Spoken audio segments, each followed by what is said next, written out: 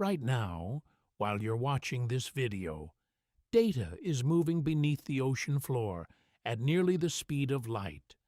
Not through satellites, not through the air, through cables thinner than a garden hose, lying in total darkness, kilometers under the sea.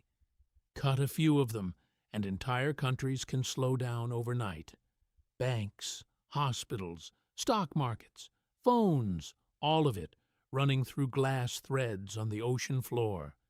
Around 99% of all international internet traffic depends on these cables. Most people think the internet lives in the cloud. Wireless, floating somewhere above us, bouncing between satellites. It feels invisible. It isn't. Almost everything you do online, every message, every video call, every dollar transferred between banks, travels through physical cables resting on the seabed.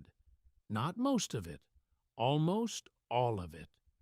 Around 99% of intercontinental data, the information moving between continents, runs through undersea cables. Satellites carry a tiny fraction.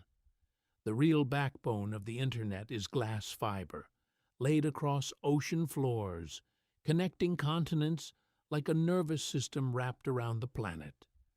There are more than 500 of these cables in operation today. Together, they stretch over 1.4 million kilometers. That's enough to circle the Earth more than 30 times. And the strangest part? Many of them are barely thicker than a garden hose. A thin core of glass fibers, wrapped in layers of steel and insulation, dropped onto the seafloor by specialized ships, sometimes resting at depths of more than 7,000 meters. This entire system works almost perfectly, almost all the time, which is exactly why nobody thinks about it. But the system isn't evenly spread across the ocean.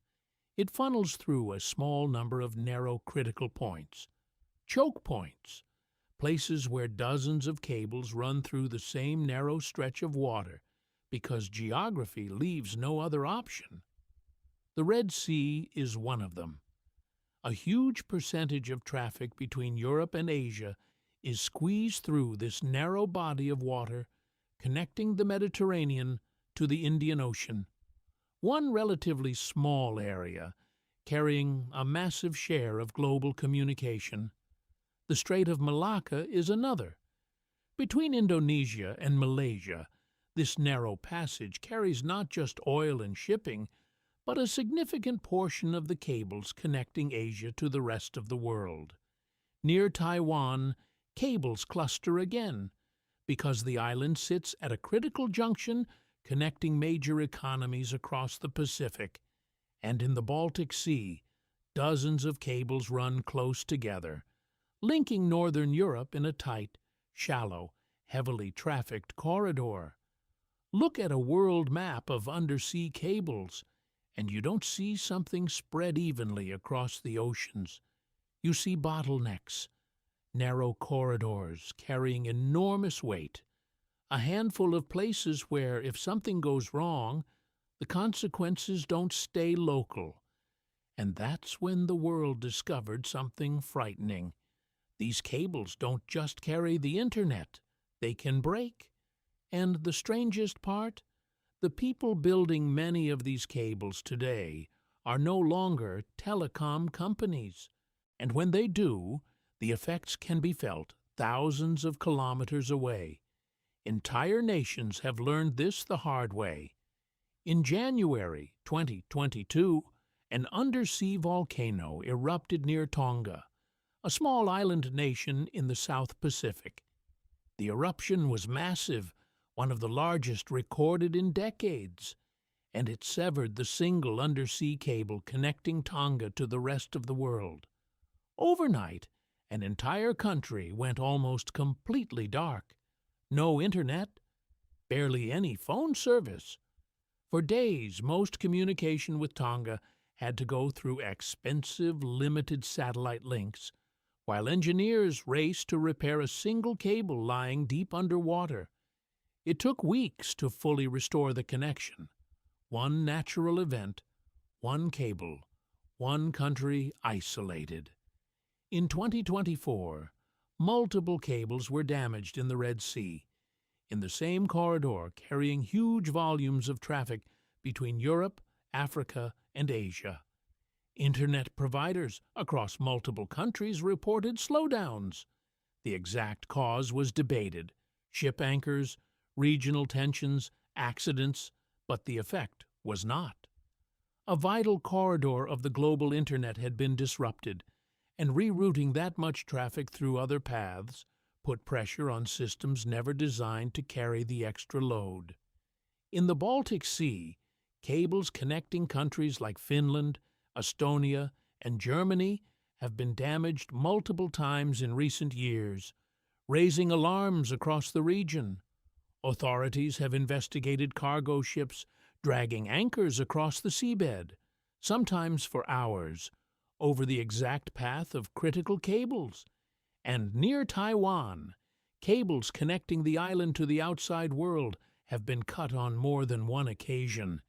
Incidents that immediately raise tension given how strategically important and how contested that stretch of water is.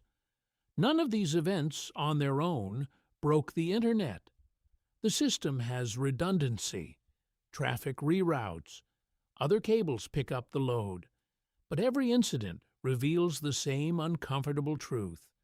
A system that almost the entire modern world depends on is physically thin, physically exposed, and physically vulnerable, lying largely unprotected across the ocean floor.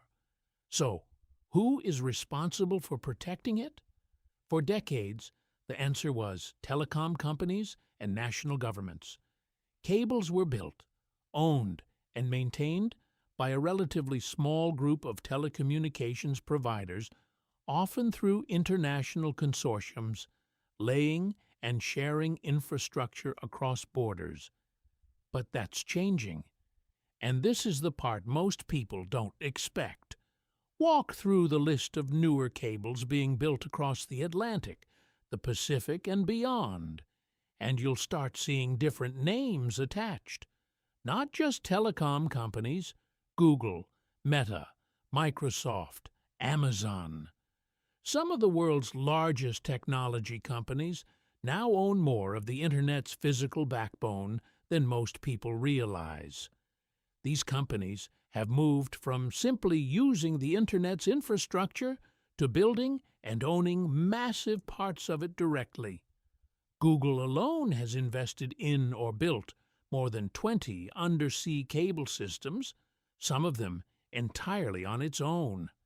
Meta has backed cable projects stretching across multiple oceans, designed specifically to move its own data faster and more privately. Microsoft and Amazon have made similar moves, securing dedicated capacity for their cloud and data services. Why would a software company build infrastructure on the ocean floor? Because data is the product.